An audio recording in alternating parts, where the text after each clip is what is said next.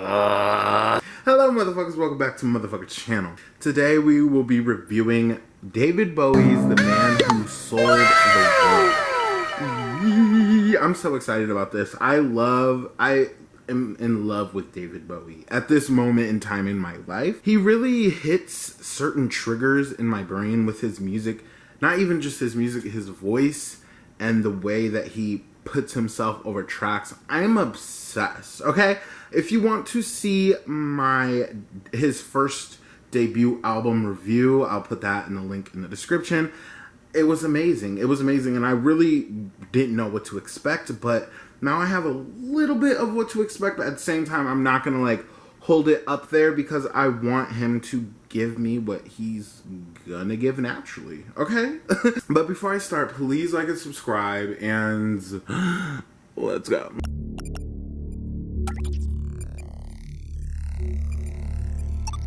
The first song is called The Width of a Circle.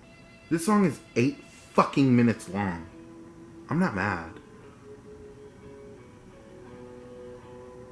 Why is it like low-key giving rock and roll? Like, is it just me or is this giving 2000s? Ooh. Ooh.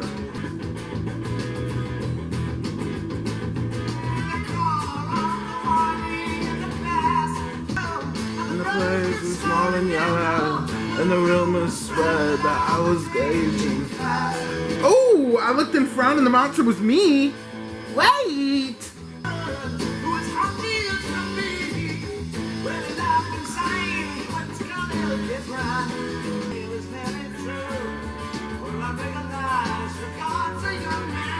For I realized God is a young man too. Ah, this is good. And these breakups, bitch.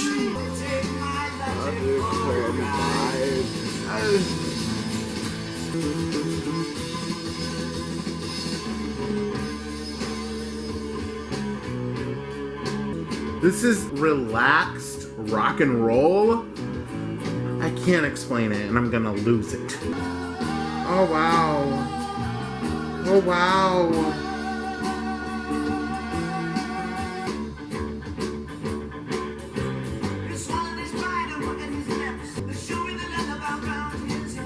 Oh.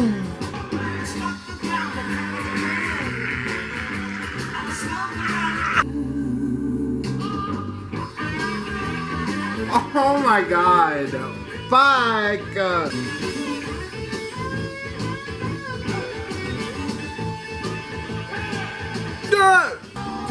Take.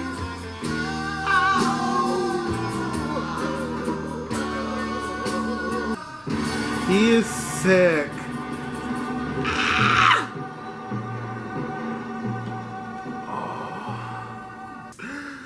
No! Wait! That was fucking good. Okay, that was fucking good. And I'm very shocked. Okay, I have this thing, okay, with me personally, because I've reviewed, reacted, whatever, however you want to say it, to so many like albums, songs, whatever, and I always say this: the longest songs on albums are either the worst or the best. That was a great intro. That was a great fucking song. I don't know if that will hold true if this is the best song or if I'm just like so shook right now, like, and I don't even know what's coming, which is probably the case. But I don't know. Let's keep going. I'm sorry. I'm just like a little bit blown away. But the next song is called All the Madmen. Oh. Oh. I love the guitar. Mansions cold and gray. Ooh. It's building.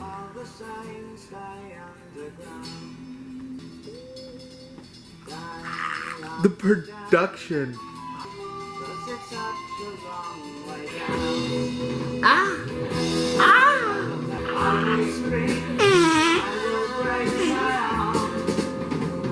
Wait a fucking minute. Hold on. I have to read that back. First he says, I can fly. Then he says, I will scream.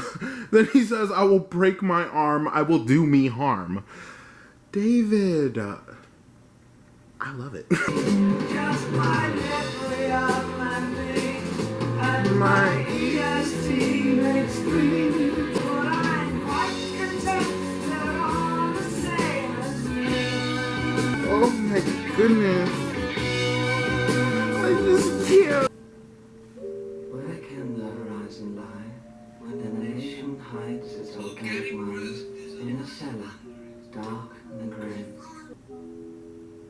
Why is he so He's scary. Tell me that it's real, and ask me how I feel. On the bottom, 'cause I'm gonna stay here. With the sadness. Throw me free. What is he speaking? What language is this?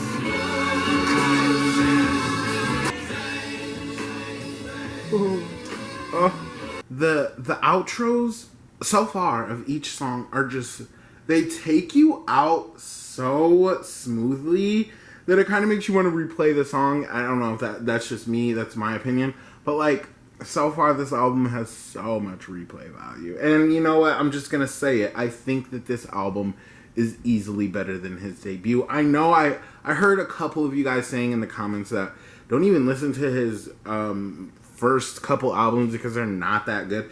And I'm like, you know what? Hold on, because I want to know everything. I want to hear everything so I can have my own, like, form my own opinion. And I'm glad I did, because this is like nowhere near subpar. I look at this music as very innovative for its time, because I like because I can actually understand the meaning behind the song.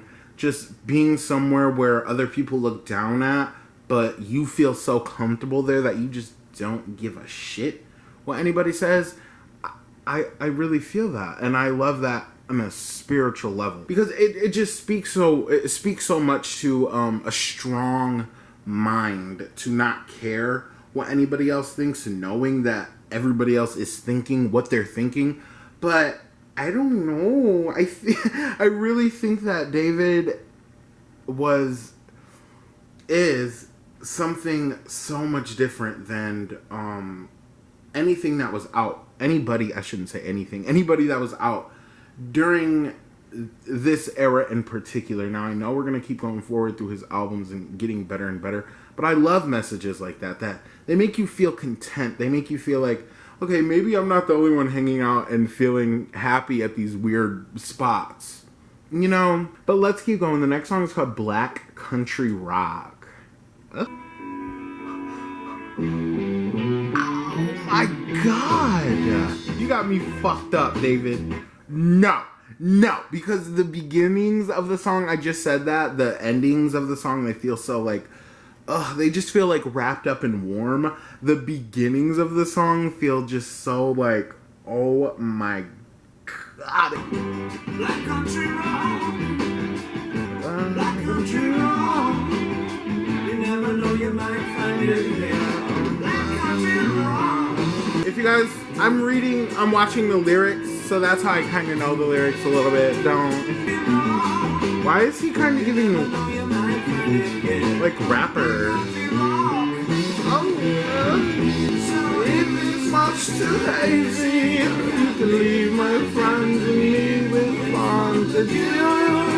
You see what you made a drum to know what point to do.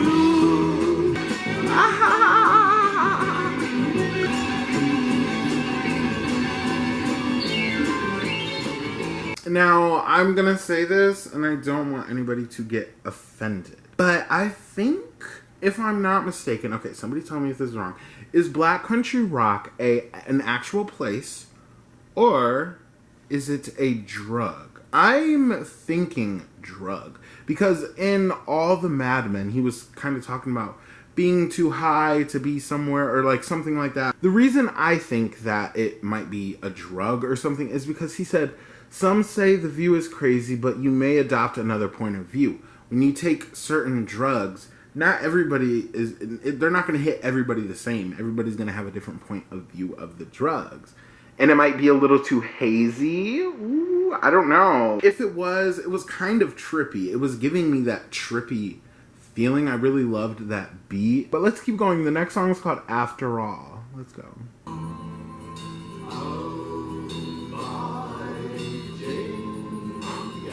Oh! Oh my god, this is so fucking good.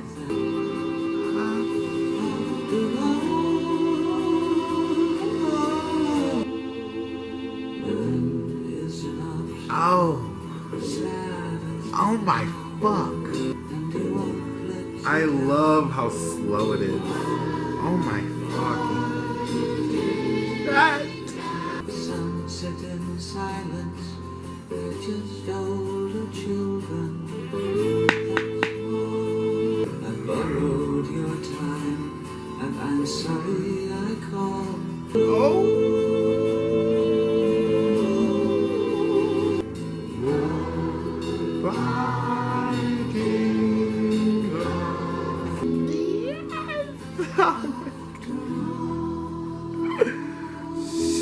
POV, you're getting into an argument with a David Bowie stan. So you're gonna sit here and tell me that David Bowie's voice isn't, like, sexual? You're gonna sit here and tell me that David Bowie's voice isn't, like, transcending time and space? Are you gonna sit here and tell me that David Bowie's voice doesn't, like, make your boobies hard? That was so good. And you know, I love a slow song. I am a fucking whore for a slow song. So that was like, ooh, like that just like kind of woke me up a little bit. But with his voice attached to it, it's sad, but it's like, you know. But he says, we're painting our faces and dressing in thoughts from the skies, from paradise. You know, when he said that, that was literally like 3-4 lines into this song. It hit me in the heart. It's just such a beautiful way of like, of just saying what he had to say. But then he says, they're just older children. That's all, after all. Which is so fucking true. After he said, some people are alone, some people are with others, running, whatever. Some sit in silence. And then we're all just older children. That's it, after all. It's just like, but let's keep going. The next song is called Running Gun Blues. Let's go. Ooh, I love that spaceship.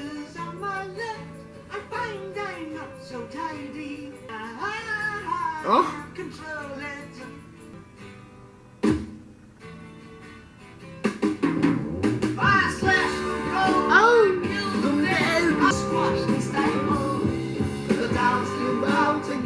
Tonight, cause they haven't taken back my rifle.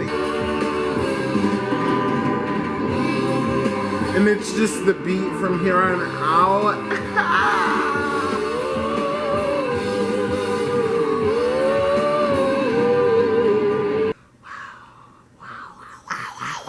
Wow. I don't know who it was or why even. I don't know what triggered me going into David Bowie's career, but I don't regret it whatsoever. The way he starts the songs and then it builds up into this like, oh, it just like, I don't know, it just gives me everything. But I was like, okay, this is a fucking bop. But then I like looked at the lyrics. Let me tell y'all something. He says, I slashed them cold, I killed them dead, I broke the gocks, I cracked their heads, I'll bomb them out from under their beds, but now I've got the running gun blues. So what I'm getting from this is like, he shot them dead. He just committed a murder. He's feeling sorry for it, or is that the reason he did it is because he had the blues, so like he took it out with a gun, the running gun blues. You know what, David, my head is about to fucking explode. That was really good. I know he's like singing about violence, low-key, but like low-key it was a bop. So like, I don't know, but that was so fucking good. Let's keep going. The next song is called Savior Machine. See the build-ups. Okay. President Joe once had a dream. How do you Doors till the cried in his boredom? Please disagree with me. easy, white Oh my goodness. Jesus fuck. I have to pause that again. David, why are we so violent? I don't like to get violent on my channel just because I love the vibes of happy, happy, happy. But he's saying a plague seems quite feasible now, or maybe a war, or I may kill you all. Let's keep going.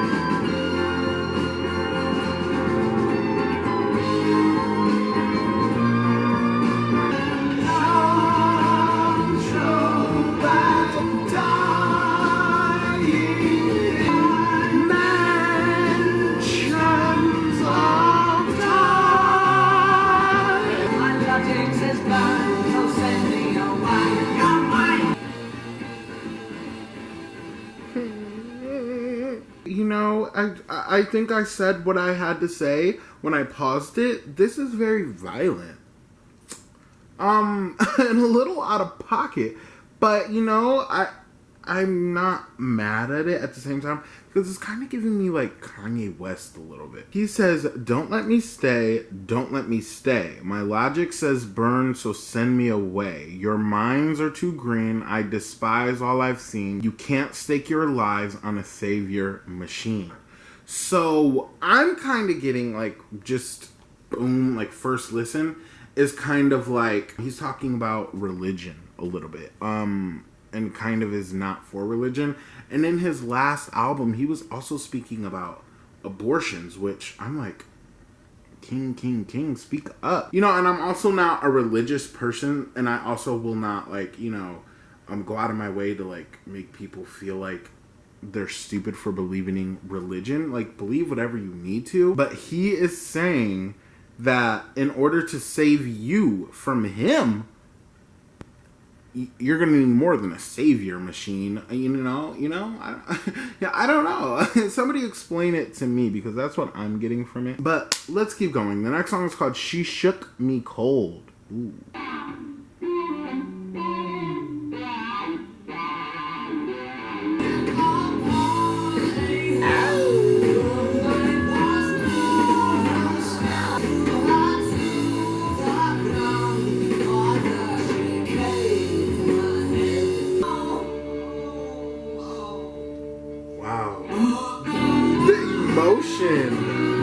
Fuck me.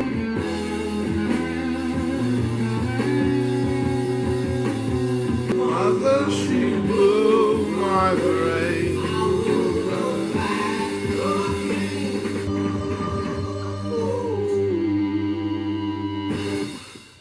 Wow. The thing with David Bowie is he doesn't have like regular song setups. He does at times. What I mean by that is like you have either the first verse or the chorus, and then boom, go into the next verse or the first chorus, whatever, back and forth like that. He does not do that, and I'm not mad at it at all, because you know what it gives? It gives poem. Like you're listening to a poem, but it's so like it's crazy, because the shit that he is talking about, he's talking about a toxic, very toxic physical relationship, okay? And it's not just toxic on his side, it's toxic on both sides. They both be fucking each other up. He said, "Mother, she blew my brain, but I will go back again. My God, she shook me cold." So obviously, she shot him in the head. I was so shook when he said, "I'll give my love in vain to reach that peak again. We met upon a hill."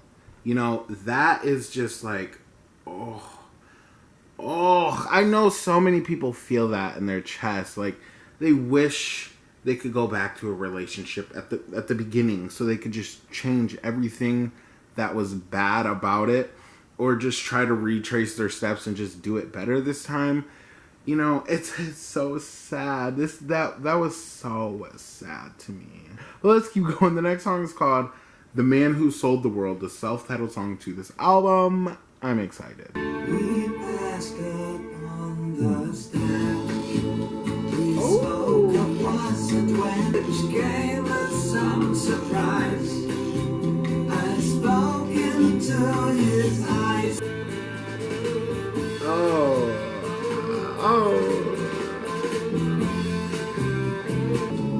And I back home. Oh. Who knows? Not me.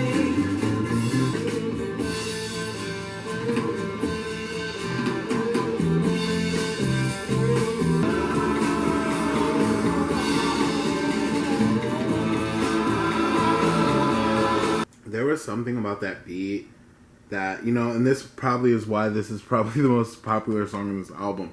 It's just so calming. Maybe I'm saying the wrong word. I don't know. But like, I fixated on that beat. That, oh my God. But that was so like sexy to me. That was so like, yes, please, king. And just the way he like sets it up. You're face to face with the man who sold the world. It's like powerful. It's kind of powerful because imagine being face to face with somebody that literally said fuck everybody else. But I can't be sure if he is speaking about himself selling the world. I can't pinpoint that, or if he's speaking about just another story that he just wrote. That is what I love about David Bowie. It's like each and every song is like a play or like a movie or a book. With each song you like unwrap something new, and I don't know, I really fuck with it. But the next song is called The Supermen. Let's go.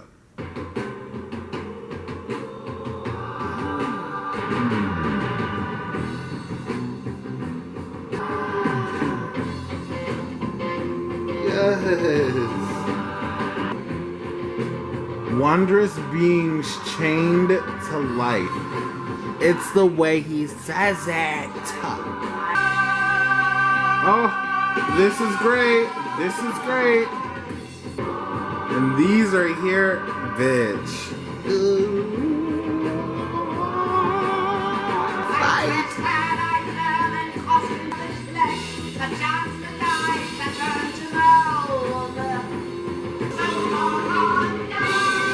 Oh, he switched it up. You know what? When that song started, I instantly added it to my playlist just because of how spooky it kind of sounds. But I think that has to do with, because he has a lot of songs that kind of sound like a little like spooky or a little unsettling. I think it has to do with the way that he does not take out his accent when he sings. But I think that's what it is. He sounds very, it's very unique. He keeps his accent in his music, and it just makes it sound like great, just like so replayable. And like, I honestly think that he is probably the only one that could like do this and have it sound this good. I'm sure there's other artists out there, don't get me wrong, I'm like 100% sure that there's artists out there that don't feel the need to take the accent out of their songs, but he doesn't give a fuck, okay? And I love that about him because it just makes the whole experience just sound so much more unique, okay?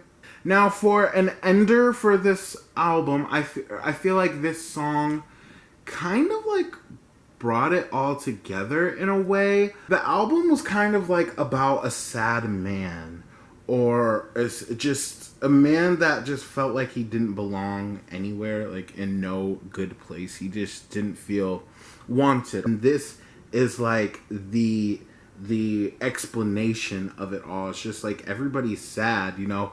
And this is just how I'm seeing it. I could be so wrong right now. But he says, so softly a super god cries. And then at the end, he says, so softly a super god dies. And some men think of themselves as like super gods, like, can take down anything, don't cry, not emotional at all. But at the end of the day, everybody cries, everybody has that moment where they cry. But I could be wrong, so I do want to know, like, if I'm wrong about any of these songs, because I just came into this really wanting to enjoy it and not really get down and dirty with all the fucking shit. But at the same time, I did get down and dirty with all the lyrics, because I kind of tried to, like, just decipher a little bit of them. I feel like maybe I didn't do too much, but that's okay, because this was just my first listen, and the energy I feel right now is just, it's strange. That's what I'll say.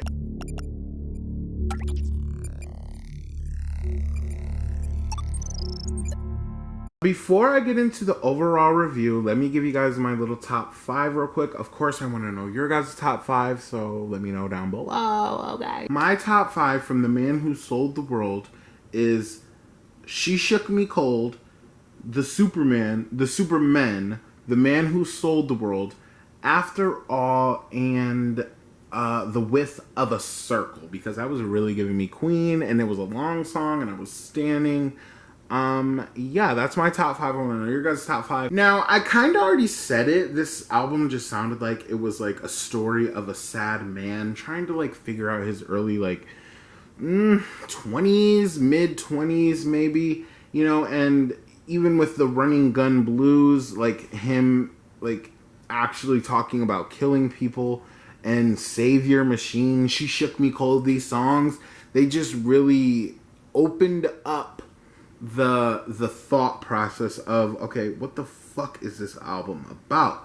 But it kind of threw me off a little bit, not in a bad way. I'm just a little confused. I was not expecting violence. But at the same time though, because he had that song on the last album, it was called Graveyard or something like that. I've only listened to that song when I reviewed it, and then, like, twice afterwards to show my sister and my cousin, because I was just like, what in the fuck? And I guess these songs are kind of that moment, but every song on this album is playable.